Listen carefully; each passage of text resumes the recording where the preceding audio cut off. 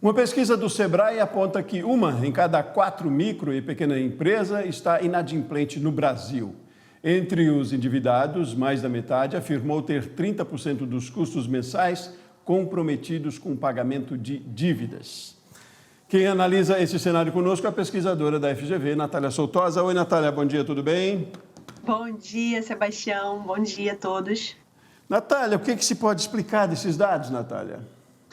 Olha, Sebastião, ainda é um reflexo da pandemia, né? Esse número, esse índice tinha tido uma melhora no final do ano passado, mas a gente voltou a ter uma queda nesse índice e ainda, como eu falei, é um reflexo da pandemia. Então, as empresas precisaram pegar empréstimos para sobreviver e elas ainda estão pagando esses empréstimos. Quem não conhece um pequeno empreendedor que está com dificuldades com as contas, né? E muitos deles pegaram empréstimos para pagar os empréstimos anteriores. Então, esse é um círculo que ainda é um reflexo da pandemia.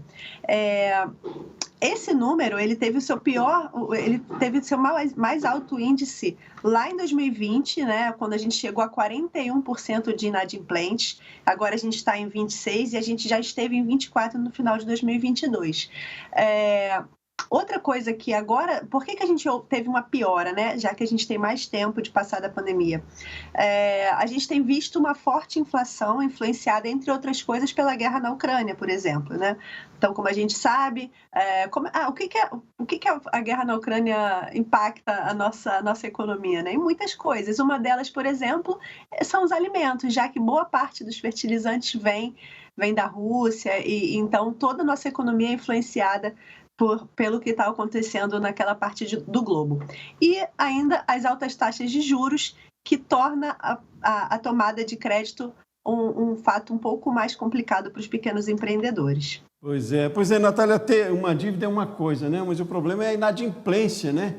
E aí, nesse cenário todo, como as micro e pequenas empresas podem fazer, se é que podem, devem ter estratégias para evitar a inadimplência?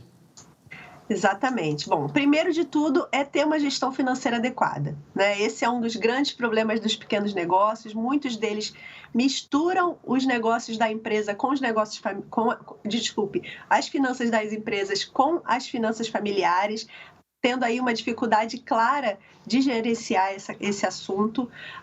Outro ponto que pode ser muito trabalhado pelos pequenos negócios é a análise dos próprios custos e a redução dos desperdícios, energia elétrica, contas de telefone. Então, às vezes, o empreendedor tem contratos com empresas de telefonia, de comunicação, por exemplo, e nem sabem que estão pagando essas contas. Então, um bom pente fino nas contas é fundamental, porque isso vai dar um respiro para que você consiga pagar as suas dívidas.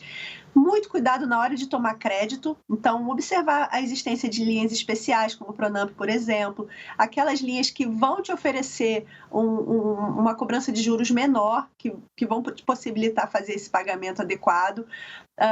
E, claro, analisar as prioridades de pagamento. Então, se você tem mais de um empréstimo, quem é que pode esperar menos? Quem eu preciso pagar agora? Qual é o juros maior? Se eu peguei empréstimo com um familiar, com um amigo, será que ele pode esperar um pouquinho mais, já que essa instituição financeira me cobra juros altos? Outra coisa, em caso de negociação de acordos, é importante que esses acordos sejam cumpridos, né? Porque a gente sabe que os CNPJs, os CPFs, ficam no banco de dados como inadimplentes, como não cumpridores de acordos. Então, se há uma negociação, se há um acordo, é fundamental que esses acordos sejam cumpridos. E, por último, o que a gente gosta de sempre destacar é analisar também as prioridades de investimento. Será que é essa hora, por exemplo, de adquirir um equipamento novo para o meu negócio? Será que é hora de comprar um veículo? Ou eu posso esperar um pouquinho? Preciso pagar antes as contas, antes de fazer esse investimento. Então, essas são as principais estratégias que a gente vê e que ajudam, sim, os micro e pequenos negócios a combater a inadimplência. Planejamento é gestão, né, Natália? E aí a gente espera Exato. que tenhamos para os próximos meses, semestre, números melhores. A gente volta a conversar mais para frente sobre evolução, se Deus quiser. Obrigado por hoje, Natália. Obrigada, Sebastião. Tchau, tchau.